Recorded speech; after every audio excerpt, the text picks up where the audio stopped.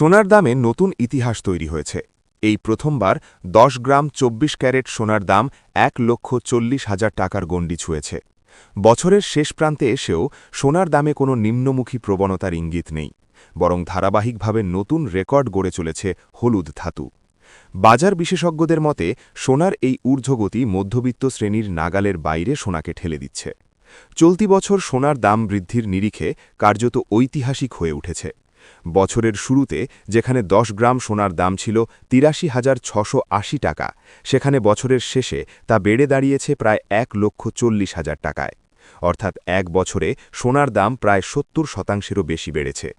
বাজারের গতি প্রকৃতি দেখে অনেকেরই আশঙ্কা খুব শিগগিরই সোনার দাম ১,৫০,০০০ টাকার সীমা ছাড়িয়ে যেতে পারে। এখন প্রশ্ন উঠছে, ২০২৬ সালেও কি সোনার দামের এই ঊর্ধ্বমুখী ধারা বজায় থাকবে?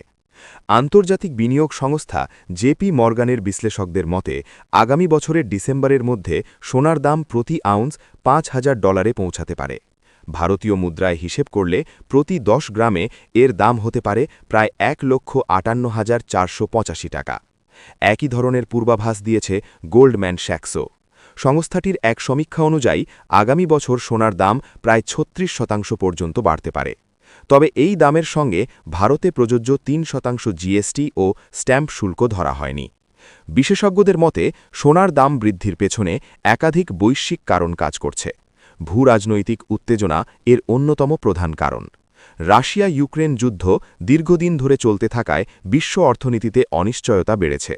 পাশাপাশি ভেনেজুয়েলা থেকে অপরিশোধিত তেল সরবরাহে সম্ভাব্য ব্যাঘাত এবং আফ্রিকায় আইএসআইএস সংশ্লিষ্ট গোষ্ঠীর বিরুদ্ধে মার্কিন সামরিক অভিযানের খবর বিনিয়োগকারীদের উদ্বিগ্ন করছে। এই অনিশ্চিত পরিস্থিতিতে বিনিয়োগকারীরা শেয়ার বাজারের মতো ঝুঁকিপূর্ণ বিনিয়োগ থেকে সরে এসে সোনা ও রূপার মতো নিরাপদ বিনিয়োগের দিকে ঝুঁকছেন। ফলে সোনার চাহিদা বেড়ে যাচ্ছে এবং তার সঙ্গে পাল্লা দিয়ে বাড়ছে দাম। এছাড়াও বাজারে জল্পনা রয়েছে আগামী বছর মার্কিন কেন্দ্রীয় ব্যাংক অন্তত দুবার সুদের হার কমাতে পারে।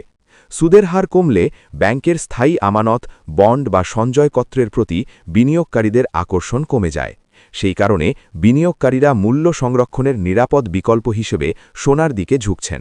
এর ফলেই সোনাভিত্তিক ইটিএফে বিনিয়োগ বেড়েছে।